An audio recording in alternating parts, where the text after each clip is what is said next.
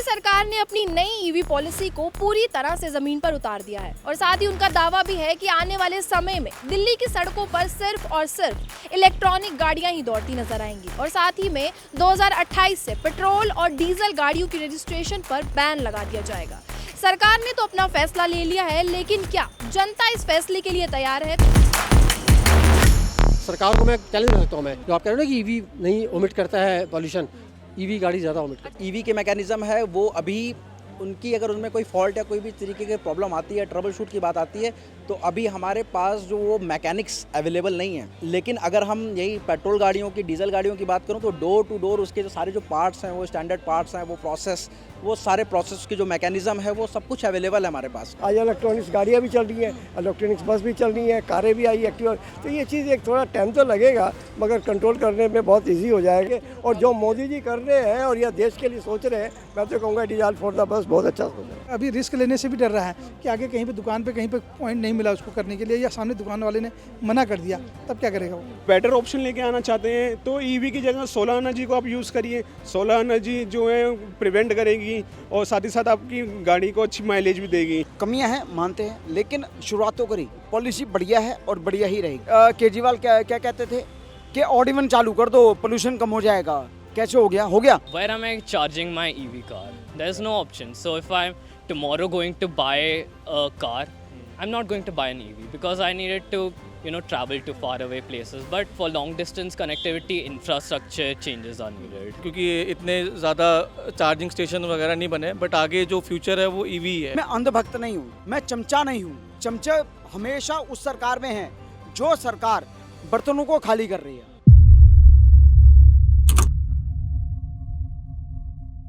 दिल्ली सरकार ने अपनी नई ईवी पॉलिसी को पूरी तरह से जमीन पर उतार दिया है और साथ ही उनका दावा भी है कि आने वाले समय में दिल्ली की सड़कों पर सिर्फ और सिर्फ इलेक्ट्रॉनिक गाड़ियां ही दौड़ती नजर आएंगी और साथ ही में 2028 से पेट्रोल और डीजल गाड़ियों की रजिस्ट्रेशन पर बैन लगा दिया जाएगा।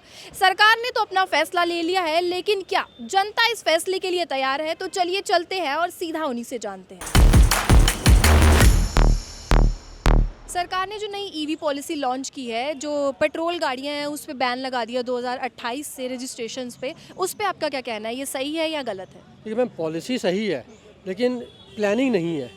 रीज़न क्या है, ईवी पॉलिसी शुरू हो चुकी है, ठीक है ना। एथनॉल ब्लेंडिंग 20, 35, 85 हो चुका है। अब मेरे पास गाड़ी है, 3 साल पुरानी गाड़ी है।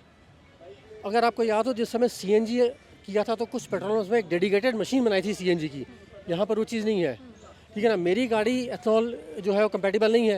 मैं पेट्रोल डलवाऊंगा, ब्लेंडेड होगा, मेरी गाड़ी का सत्यानाश हो जाएगा, ठीक है। ये अगर आप एक पॉलिसी लेके आ रहे हो तो कम से कम गाड़ियाँ तो पहले बना लो उस हिसाब से, उसके बाद करो।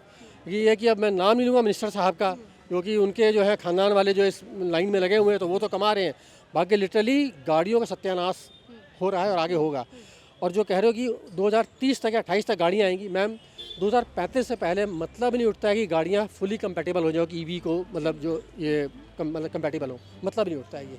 अच्छा, अगर आपको खरीदनी होगी इलेक्ट्रिक गाड़ी तो खरीदेंगे या फिर नहीं खरीदेंगे? मैम अभी तो नहीं लूँगा, अगर लूँगा तो कम से कम 5 साल के बाद। रीज़न क्या है, क्योंकि पिछले 5 साल में ईवी व्हीकल्स आए हैं और आग भी बहुत लगी है, ठीक है ना।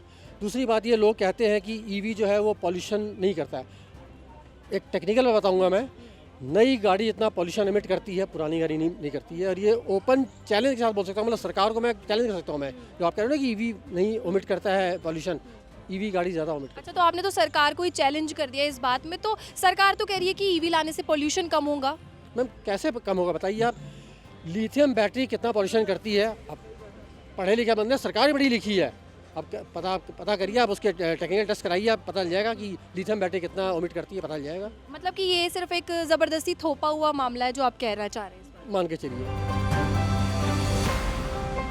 अच्छा, मैं आपसे पूछना चाहूँगी, आप किस पॉलिसी के फेवर में हैं या फिर नहीं? देखिए मैडम, ये पॉलिसी तो जो भी आ रही है वो ठीक है। एक्चुअल क्या है कि फ्यूचर के लिए चल रहा है मामला, क्योंकि जितना भी पेट्रोल कच्चा तेल आता है, डीजल पेट्रोल्स का, ये सब बाहर अरब कंट्रियों से आता है, तो इसको किसी तरह ख़त्म किया जाए। इंडिया की इकोनॉमी का कई 25%, 70% बाहर निकल जाता है, 30% में इनका आगे प्रॉफिट ये चलता है, तो ये बेस लेके चल रही है ये लोग। तो मैं तो ये कहूँगा जो हो रहा है अच्छा ही होगा, और आने वाले टाइम के अंदर है ना, काम का भी एक सिचुएशन आती है। अब जैसे सीएनजी का भी मामला आया, कई जगह प्रॉब्लम भी आई है। आज सीएनजी की डिमांड है, आज इलेक्ट्रॉनिक्स गाड़ियाँ भी चल रही हैं, इलेक्ट्रॉनिक्स बस भी चल रही हैं, कारें भी आई एक्टिवा। तो ये चीज़ एक थोड़ा टाइम तो लगेगा, मगर कंट्रोल करने में बहुत ईजी हो जाएगा और हर चीज़ का जो सेविंग भी एक पब्लिक की होएगी, क्योंकि जहाँ एक 100 रुपये 90 98 रुपये लीटर तेल लेते हैं तो उसका भी एक सेफ्टी बचेगा। चार्जेस भी अपने घर में कर रहा है। मैं एक एग्जांपल भी देखा था, मैंने एक एग्जांपल भी देखा था। मैं अभी एक बार लोकल ट्रेन से आ रहा था तो 4 लड़के थे छोटे क्लास से 10वीं 11वीं के। तो वो बोला तेरी गाड़ी का एक्टिवा कहाँ गई? कह रहे पापा ने बेच दी। क्यों बेच दी? कह रहा है उसके 6 महीने रह गए थे। चलो अच्छा कोई बात नहीं। कह रहे कौन सी लड़े? कह रहा बेटे तेरे तो मज़े आ गए। कह रहे नहीं, पहले 100 रुपये देते थे, 70 रुपये का पेट्रोल डलवाता थे, 30 रुपये बच जाते थे। अब कह रहे पापा चार्जर ऊपर लगा ले जाके। तो वो भी कहा है। अच्छा, जो लोग मल्टी लेवल स्टोरीज बिल्डिंग में रह रहे हैं, उनके पास इलेक्ट्रॉनिक गाड़ी चार्ज करने निकाल के नहीं चार्जेस हो रहे हैं। चाहे कार भी आप तार की वायरिंग के ऊपर है कि कितना स्पेस चाहिए, कितना वायरिंग चाहिए, कितना, वो सारा कुछ हो जाएगा। मैं तो ये कहूँगा जो भी होगा आने वाला, आज बसें भी देख लो एसी में बैठ के जा रहे लोग हैं। जैसे भाई ये अपना यही है, ठीक है टाइम लगता है हर चीज़ में, मैं मानता हूँ प्रॉब्लम आती है, मगर जितना हमारे एक इंडिया का पेट्रोल कच्चा तेल जो बाहर से आता है उसमें काफ़ी पैसे की अर्निंग की बचत है। और जो मोदी जी कर रहे हैं और यह देश के लिए सोच रहे हैं, मैं तो कहूँगा डीजल फॉर द बस बहुत अच्छा सोच रहे हैं। या तो कोई जनता खिलाफ है और कोई साथ देने को तैयार है। तो चलिए चलते हैं और लोगों से देखते हैं कि उनकी क्या राय है इसमें। 2 साल के बाद पेट्रोल गाड़ियाँ जो उन पर बैन लग जाएगा, तो आप अपनी आने वाले साल में इलेक्ट्रॉनिक गाड़ी खरीदेंगे?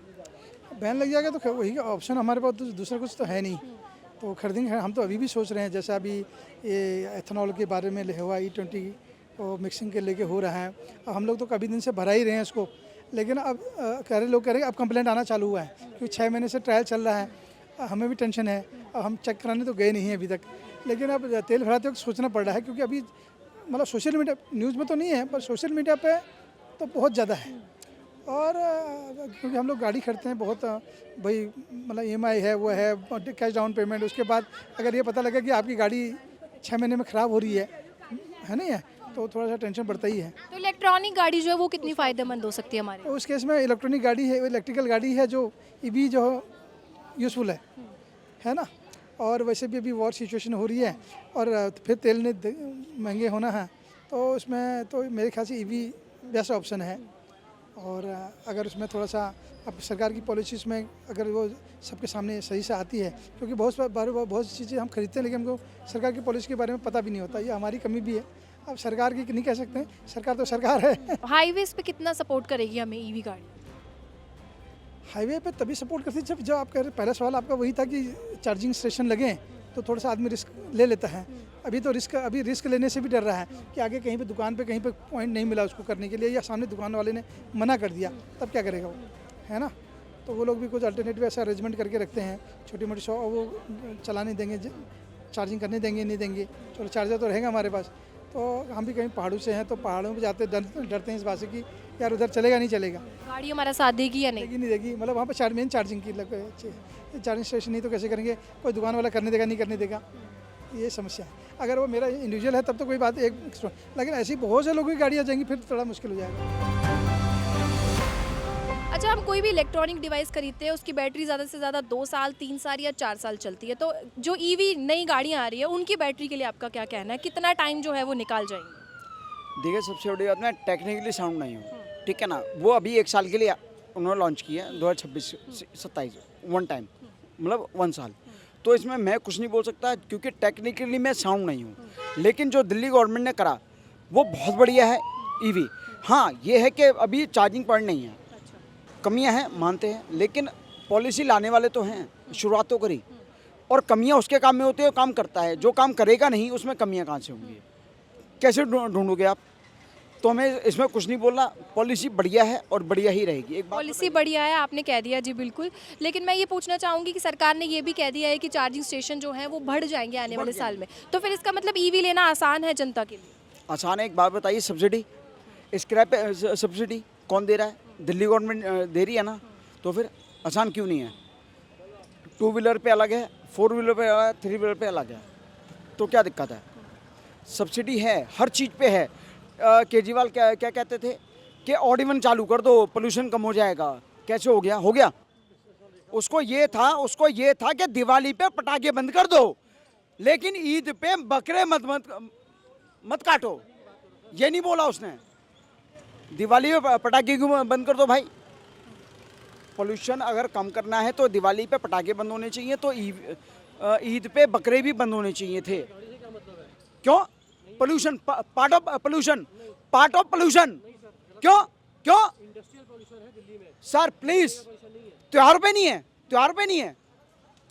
कैसी बातें कर ठीक रहे है, हैं तो हम पॉल्यूशन से रिलेटेड ही बात करते हैं। तो ईवी गाड़ियां जो है उसमें लिथियम जो है वो होता है, वो भी कहीं ना कहीं हमारे इन्वायरमेंट को नुकसान पहुंचाता है। तो फिर वो हमारे इन्वायरमेंट के लिए कितना सेफ तो हो? एक काम करें, मोबाइल में कर दीजिए आप, वो भी लिथियम है, मत चलाओ।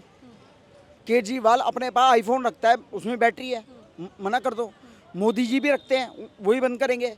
कोई भी हो बंद कर दे, मोबाइल ना चलाए, क्योंकि बैटरी है, लिथियम है, मत चलाओ। अच्छा, मतलब कहीं ना कहीं जैसे आपकी बातों से मुझे लग रहा है कि आप कहीं ना कहीं इस पॉलिसी के बिल्कुल पक्ष में हैं। आप बिल्कुल पक्ष में हैं, दिल से मन से। अच्छा, तो आपको आने वाले समय में गाड़ी खरीदनी होगी तो इलेक्ट्रॉनिक गाड़ी खरीदें। इलेक्ट्रॉनिक एक आम आदमी इलेक्ट्रॉनिक गाड़ी जो है अफोर्ड कर सकता है? बिल्कुल, क्यों नहीं कर सकता? सब्सिडी मिल रही है गवर्नमेंट की तरफ से। एक बात बताइए, सोलर पैनल मोदी ने चालू कर दिया, घरों के अंदर भी, छतों के ऊपर लगाओ, सब्सिडी मिल रही है। क्यों नहीं मिल रही?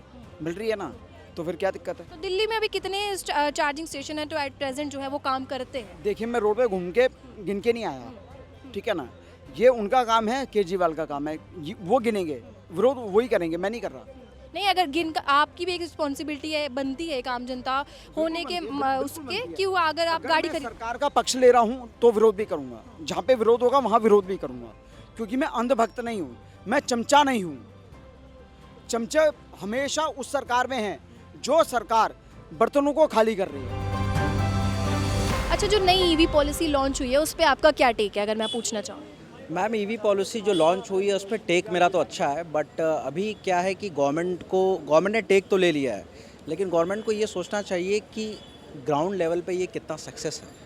फॉर एग्जांपल, अभी नितिन गडकरी ने जो लास्ट इंटरव्यू में बोला कि ईवी पॉलिसी हमारे इन्वायरमेंट के लिए और हमारे पॉल्यूशंस के लिए, खासकर अगर if I am talking about Delhi और दिल्ली एनसीआर्स के लिए, तो उसका स्टेप तो सही है, बट इनिशिएशन के पॉइंट ऑफ व्यू से देखा जाए तो ग्राउंड पे वो रियलिटी, फॉर एग्जांपल जैसे चार्जिंग स्टेशंस की मैं बात करूं, तो चार्जिंग स्टेशंस अभी दिल्ली में भी उतने अच्छे नहीं हैं। This is one which I am talking about Delhi, which is the capital of India.